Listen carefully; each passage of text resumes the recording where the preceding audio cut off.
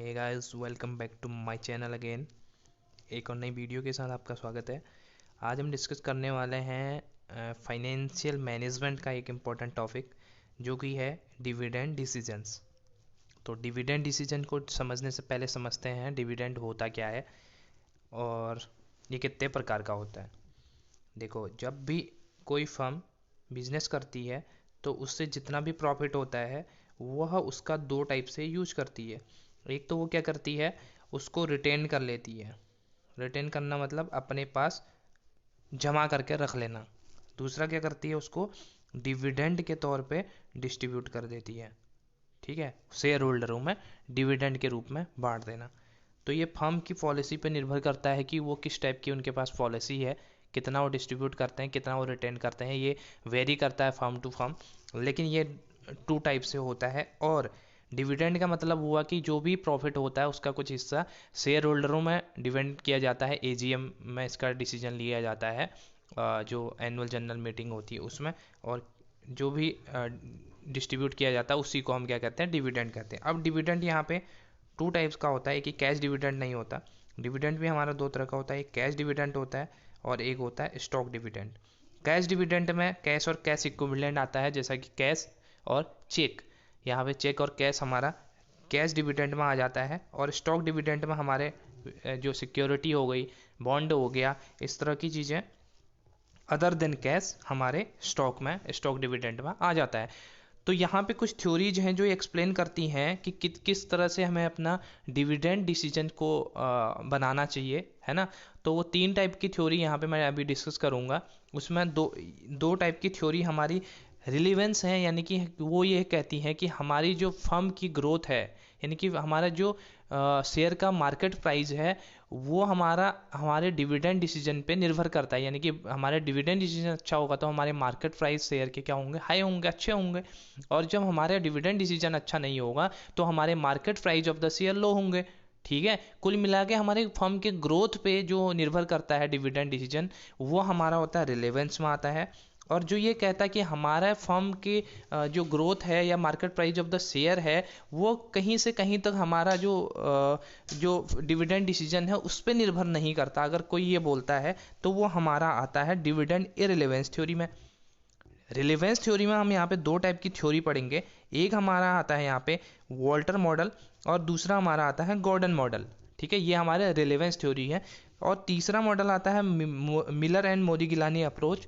ये हमारा होता है इररिलेवेंस, यानी कि ये कहता है कि हमारे जो डिविडेंड डिसीजंस होते हैं वो हमारी फर्म की ग्रोथ पे निर्भर नहीं होते, यानी कि हमारे फर्म से हमारे इंडिपेंडेंट होते हैं, यानी कि हमारे market price of the share से इंडिपेंडेंट होते हैं। इनका किसी तरह का कोई संबंध नहीं होता। चलो एक वन बाय वन हम इनको डिस्कस करेंगे, इनके अजम्पशंस को पढ़ेंगे। सबसे पहले बात करते हैं वॉल्टर मॉडल की। वॉल्टर मॉडल के according, this model the investment policy of a firm can not be separate from its dividend policy and both are interlinked. इसका ये कहना है कि ये रिलेवेंस थ्योरी है, तो यही एक्सप्लेन करती है कि हमारी जो डिविडेंड पॉलिसी है वो हमारे फर्म से इंटरलिंक होती है, यानी कि हमारी फर्म की ग्रोथ से, हमारे शेयर की ग्रोथ से इंटरलिंक होती है। जिस तरह की हमारी जो डिविडेंड डिसीजन पॉलिसी होगी उस तरह का हमारा फर्म ग्रोथ करेगा। ठीक है, दूसरा है the choice of the appropriate dividend policy affect the value of the enterprise. सीधी सी बात है, जो मैंने आपको अभी एक्सप्लेन किया। हमारे अगर अप्रोप्रिएट डिविडेंड पॉलिसी होगी, अप्रोप्रिएट का मतलब है उचित, ठीक है, उचित dividend policy, appropriate dividend policy होगी तो हमारी ऑब्वियस सी बात है कि वो हमारी फर्म की क्या ग्रोथ को बढ़ाएगा। अगर हमारी फर्म की ग्रोथ, डिविडेंड पॉलिसी अच्छी नहीं होगी तो हमारी फर्म की ग्रोथ को डिक्लाइन करेगा। तो ये चीज़ यहाँ पे वॉल्टर ने कहा है। अब इसके कुछ अजम्पशंस हैं जो कि मोस्ट इंपॉर्टेंट हैं, उनको देख लेते हैं। सबसे पहला है इंटरनल फाइनेंस। इंटरनल फाइनेंस में ये वॉल्टर का ये कहना है कि अगर हम ये फर्म किसी भी प्रकार का कोई भी इन्वेस्टमेंट कर रही है वो इंटरनल सोर्स से करेगी। इंटरनल सोर्स का मतलब जो पैसा हमने रिटेन किया है, रिटेन अर्निंग के थ्रू ही इन्वेस्टमेंट करेगी, ना कि बाहर से कोई न्यू डेट के द्वारा वो इन्वेस्टमेंट करेगी। सारा हमें इन्वेस्टमेंट करना है इंटरनल सोर्सेज के द्वारा, पहली approach. All the investment are financed by the firm through retained earning. Retained earning का मतलब ये है कि जो भी प्रॉफिट हुआ उसमें से कुछ पार्ट तो हमने क्या किया, डिविडेंड के तौर पे बांट दिया, लेकिन कुछ पार्ट हमने अपने पास रिटेन कर लिया, उसी को हम कहते हैं रिटेन्ड अर्निंग, कुछ पैसा, ठीक है, उसको उसी को हमको क्या करना है, इन्वेस्ट करना है। In other word retained earning are the only source of the finance. सीधी सी बात, उसने यही बोल दिया कि सिर्फ रिटेन अर्निंग के द्वारा ही हम इसको इन्वेस्टमेंट कर सकते हैं। दूसरी अजम्पशन है constant IRR and cost of capital. देखो आईआरआर होता क्या है, इंटरनल रेट ऑफ रिटर्न, वो रेट होता है जिस पर हमें इन्वेस्टमेंट का रिटर्न मिलता है, ठीक है, हमने इन्वेस्टमेंट किया, उस इन्वेस्टमेंट पर हमें कितना रिटर्न मिला, ये हमारा आईआरआर होता है। On the other hand cost of capital, cost of capital होता है कि हमने जितने भी कैपिटल एक्वायर करी, उस कैपिटल को एक्वायर करने के लिए हमने जितना खर्चा किया उसको कहते हैं कॉस्ट ऑफ कैपिटल। इसकी सेपरेट वीडियोस मैं लेके आऊँगा, ठीक है, अभी आप इतना समझ लो इसकी मीनिंग बस, ठीक। तो यहाँ पे इसकी सेकंड अजम्पशन ये है कि हमारा IRR internal rate of return और कॉस्ट ऑफ कैपिटल क्या होता है, हमारा कांस्टेंट होता है। The internal rate of return and the cost of capital के से डिनोट करते हैं, उसको आर से डिनोट करते हैं। The firm are constant, the business risk remain same for all the investment decision. अगर हमारा आईआरआर और कॉस्ट ऑफ कैपिटल हमारा सेम रहने वाला है तो हमारी ऑब्वियस सी बात है रिस्क हमारा कांस्टेंट रहने वाला हर डिग्री पे, ओके। थर्ड, इसके बाद बात करते हैं थर्ड अजम्पशन। थर्ड अजम्पशन है हमारी constant EPS and DPS. EPS का मतलब हो गया अर्निंग पर शेयर और डीपीएस का मतलब हो गया डिविडेंड पर शेयर, यानी कि हमारे जो अर्निंग पर शेयर है और डिविडेंड पर शेयर है ये भी कांस्टेंट होनी चाहिए, यानी कि जितनी पहले थी अभी नेक्स्ट ईयर भी उतनी होनी चाहिए, ये हमारा कांस्टेंट रहना चाहिए।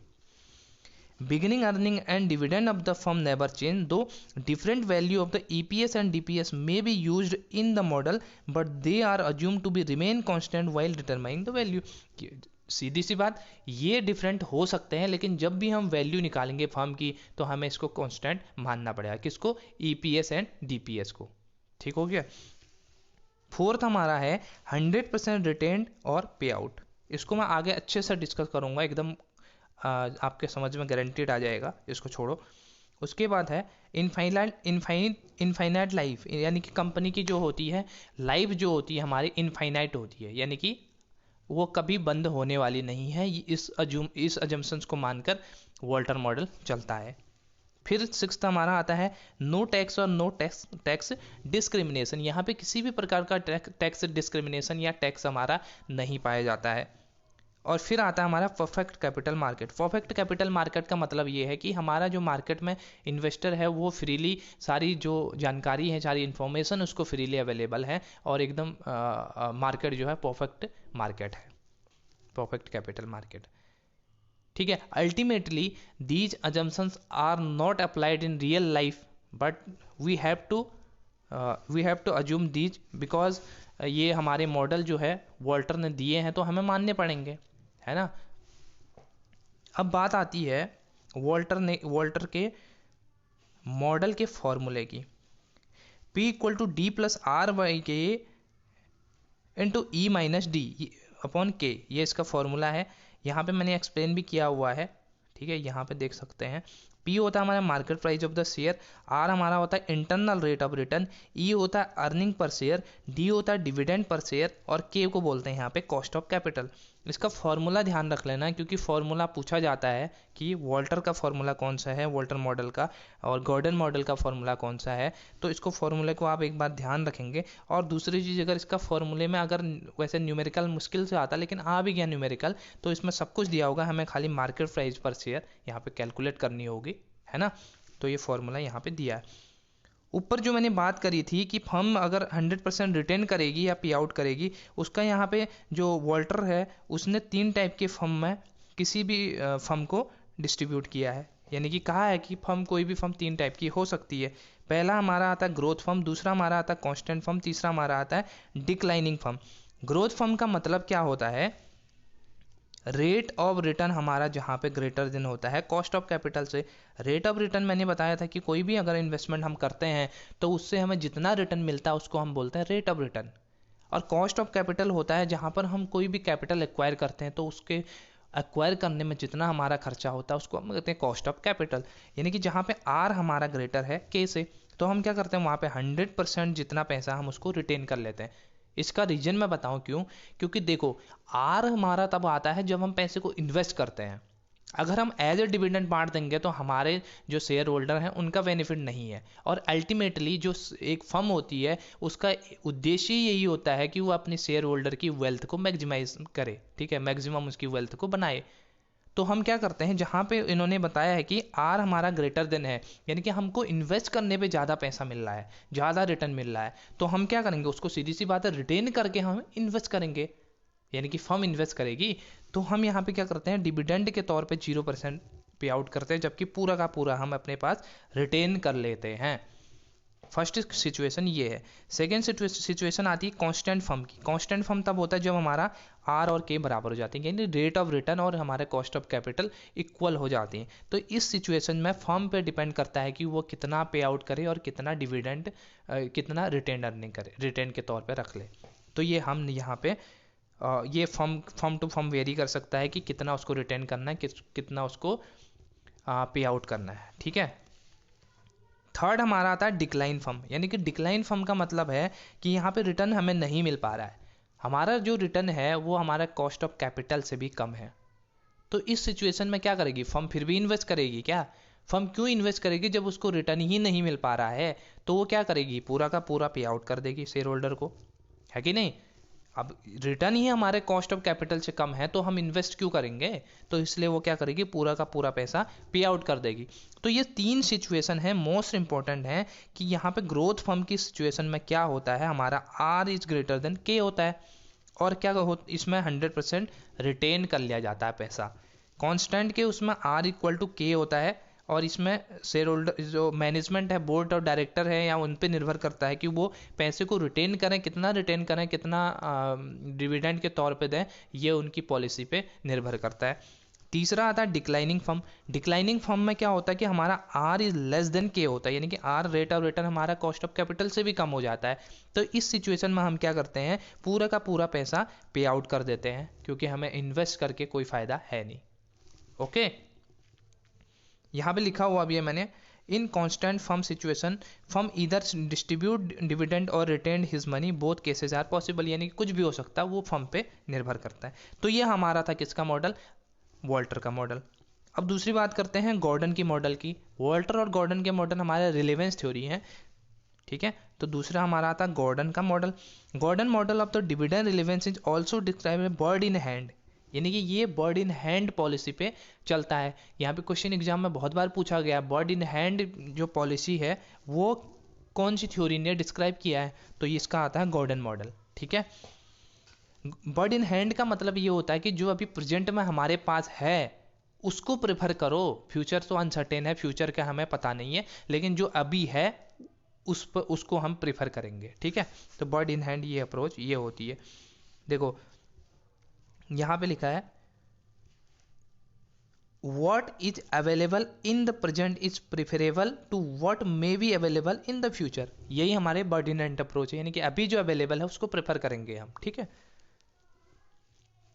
अजम्पशन इसके सारे के सारे वॉल्टर मॉडल की तरह ही है मेनली, और कुछ अजम्पशन इसके ग्रोथ जब शब्द यहाँ पे वर्ड इंट्रोड्यूस हो जाता है तो ये हमारा गॉर्डन से संबंधित होता है। कहीं भी एग्जाम में पूछा जाएगा कि ग्रोथ वाली अप्रोच किसकी है, तो वो है गॉर्डन की, G for growth, G for Gordon, ऐसे याद कर सकते हैं इसको।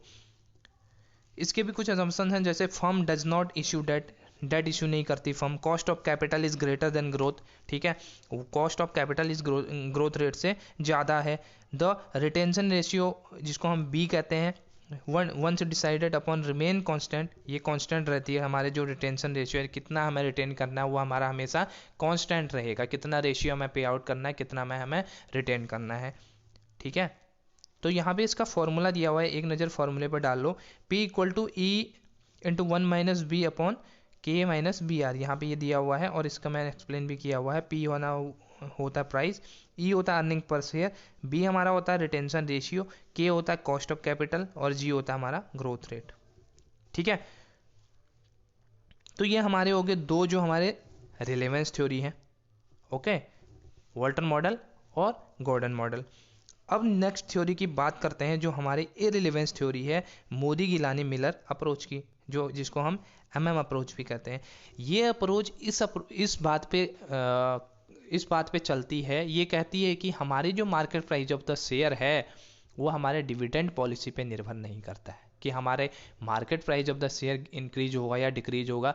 ये हमारे किसी भी प्रकार से हमारे डिविडेंड पॉलिसी पे निर्भर नहीं करता है, ये उससे संबंधित ही नहीं है। ये हमारा कहता है मोदी गिलानी मिलर अप्रोच यानी कि एमएम अप्रोच। पढ़ते हैं थोड़ा। According to MM approach, dividend policy has no effect on the market price of the share and the value of the firm, यानी कि फर्म की वैल्यू पर किसी भी प्रकार का हमारे डिविडेंड का जो है डिविडेंड डिसीजंस का इफेक्ट नहीं पड़ता। रियल लाइफ सिचुएशन में ये इम्पॉसिबल है क्योंकि पड़ता ही पड़ता है। हमें किस प्रकार से कोई भी फर्म कोई भी इन्वेस्टमेंट कितना पे आउट करती है, कितना रिटर्न करती है, इसका तो सीधी सी बात हमारी फर्म पे तो निर्भर पड़ेगा ही, हमारी फर्म की ग्रोथ पे हमारे उस पर इफेक्ट तो पड़ेगा ही पड़ेगा। लेकिन ये इसके अजम्पशंस हैं, ठीक है, तो अजम्पशंस के तौर पे ही इसको पढ़ेंगे। अपना खुद का हम इसमें कुछ भी दिमाग नहीं लगा सकते कि इसने क्यों कहा, कैसे कहा, ये सब चीज़ें तो अजम्पशंस हैं तो हैं, ठीक है। जो थ्योरी दी गई है वो थ्योरी है तो है, एज इट इज। उसके बाद बोल रहा है कि the splitting of the earning between retention and the dividend does not effect the value of the firm, यानी कि जो हमारे रिटेंशन रेशियो है और जो हमारे डिविडेंड का रेशियो है वो हमारे फर्म की सिचुएशन को इफेक्ट नहीं करता है, ठीक है। इसके कुछ अजम्पशन देख लेते हैं। ये कहता है कि परफेक्ट कैपिटल मार्केट होनी चाहिए। परफेक्ट कैपिटल मार्केट मतलब ऐसी मार्केट होनी चाहिए जिसमें जो इन्वेस्टर है, जो हमारा इन्वेस्टर है उसको सारी सब कुछ नॉलेज है और वो सारी रिपोर्ट, सारे सब कुछ कंपनी की इंफॉर्मेशन फ्रीली सारे से अवेलेबल है, तो इसको कहते हैं परफेक्ट कैपिटल मार्केट। दूसरा है इन्वेस्टर बिहेव राशनली, यानी कि हमारा जो इन्वेस्टर है वो क्या है, काफ़ी समझदार है, नॉलेजेबल पर्सन है। तीसरा हमारा था information about company is available to all, बिल्कुल ये इसी का है, कैपिटल मार्केट वाला परफेक्ट कैपिटल मार्केट का हो सकता है। फोर्थ है no floating and transaction charge, ये पॉसिबल नहीं होता लेकिन है ना, जमसन है तो है। नो फ्लोटिंग एंड ट्रांजेक्शन, किसी भी प्रकार का हमारा फ्लोटिंग चार्जेस ट्रांजेक्शन चार्ज नहीं है, ठीक है। फिर हमारा आता है no investor is large enough to effort the market price of the share. फिर हमारा था no tax application on dividend and capital gain, किसी भी प्रकार का कोई भी टैक्स यहाँ पे एप्लीकेबल नहीं है, चाहे वो डिविडेंड पे हो या फिर कैपिटल गेन पे हो। Firm has rigid investment policy, rigid का मतलब होता है कि जो एक कांस्टेंट, एक तरह से सेम, जो चेंज नहीं होती है, इतनी जल्दी जो चेंज नहीं होती है, एक लॉन्ग पीरियड के लिए जो सेम रखी जाती है उसको हम कहते हैं रिजिड इन्वेस्टमेंट पॉलिसी। तो यहाँ पे इन्वेस्टमेंट पॉलिसी कैसी होनी चाहिए, हमारी रिजिड होनी चाहिए और किसी भी प्रकार का कोई रिस्क नहीं होना चाहिए। ये इनकी अजम्पशंस हैं, ठीक है। और इसका फॉर्मूला यहाँ पे दिया हुआ है, P0 equal to D1 plus P1 बटे 1 प्लस KE। अब इसको समझते हैं क्या है।